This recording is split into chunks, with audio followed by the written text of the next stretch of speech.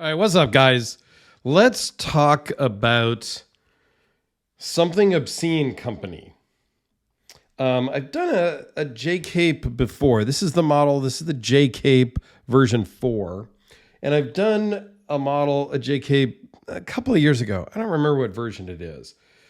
Very cool packaging. These are made by Riot overseas. So if that's a problem for you, then you don't need to watch the rest. But since you're here, comment down below. No Riot, no overseas, something. So I know you were here and then you left. I'm okay with that. They do make some different models. They do make them with thumb studs, flippers, dual action, so there's thumb stud and a flipper. And then they do some customs and exclusives and things like that. What's cool about them is they have this lightning bolt pocket clip, but they also give you a standard pocket clip with a lightning bolt in it. You know, it's kind of like the Chavez, where they've gotten so many complaints about the Punisher skull clip that Chavez now includes a standard clip. These are cool knives, but I think what they're really doing is building a brand. They've got a couple of different model knives. They've got some custom fixed blades, but they've really gone heavy on the Something Obscene fist logo and the skull logo. So they've got some like silver beads and silver pendants and things like that. They've gone really into building a brand and a community more so than knives. And this is just Dirk's opinion. From the outside looking in, following things, whatnot. This is just kind of what I'm seeing. This inlay here, I almost wasn't even sure it was an inlay because it's so smooth. For sure, the one on the lock side is an inlay. And this one, yeah, if I really dig down, I can feel a seam right up in here. But for the most part, man, it's beyond seamless. I can't even explain it. Titanium hardware, ceramic bearings, titanium scales, titanium backspacer, pocket clip, all titanium with these silver inlays. Not silver, but silver colored inlays. And then again, compound grind blade, nice swedge, nice jimping on top, and it's Riot quality. So you know these things are rocking.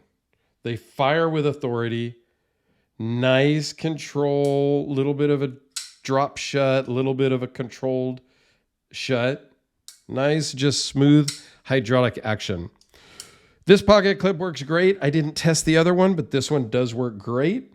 You do have to take the knife apart because it's hidden hardware.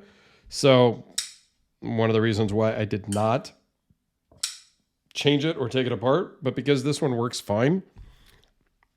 You do feel a little bit, some of these little lightning bolt corners are a little bit, they could use a little softening in my opinion again, right? But let's go through some specs. They're 4 5/8 closed, 8 inches overall, 3.34 inch blade, 3.23 cutting edge, compound grind. So you've got a 0.009 behind the hollow grind and a 0.013 behind the edge on the tip. Okay. CPM 20 CV, weighs in at 6.2 ounces. Not heavy, but if you are going by that 1 ounce an inch, you're really heavy. I don't have a problem with that. I carry around 10 plus ounce knives as my daily folders on a regular basis. So yeah, I'm good with the weight. It feels really good in the hand. It feels solid, sounds solid and authoritative when it opens. Like I said, I did a video a couple of years ago of one and probably had the same opinions. I didn't go back and watch my other video.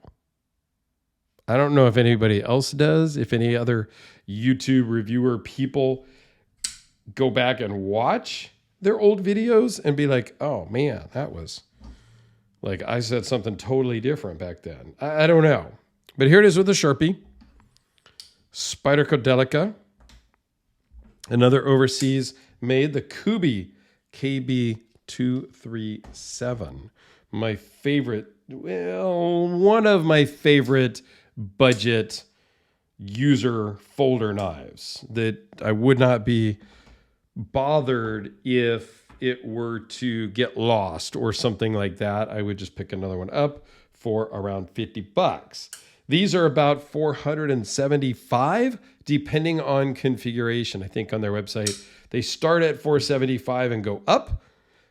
They have some, crazy cool Timascus ones, and like they do some high-end custom or exotic material production versions. So again, you can do a lot with them. The milling on the inside. Now, if they didn't do the milling on the inside, this thing would be 10 ounces. It's heavily, heavily milled on both, well, just on the lock, on the show side, because the lock side, they've got the lock. So a lot of times manufacturers are not milling out the lock side. Some do, some don't. I don't know. I think these are cool knives. They're made by Riot. I am a big fan of Riot. Not all of the models that Riot makes I'm not a fan of, but it seems as though that they are kind of the go-to for American designers, guys that want to sketch stuff up on their cocktail napkins, generally go to Riot to have them made. There's a reason for that. They are the premier, Riot and we are the premier Chinese makers. There are others that are not bad, but Riot and we just have it dialed in and they know what they're doing. The quality is there. Like I said at the beginning, if you don't like the fact that they're made overseas, that's your personal decision, and I don't judge that. At the same token, you shouldn't judge me, which most of you do, a lot of people do, that I do like something made in China. Trust me, I have a ton of American-made knives also. Like, I probably own more American-made knives than I own Chinese-made knives, but I don't have a problem, and I'm not going to get political, but I don't have a problem with quality-made knives overseas. That's it. If it's a quality-made knife, I don't really care where it's made. That's just me. You can believe what you want. In fact, let me know down below your thoughts. Love to hear some respectful discussions back and forth about Chinese-made knives.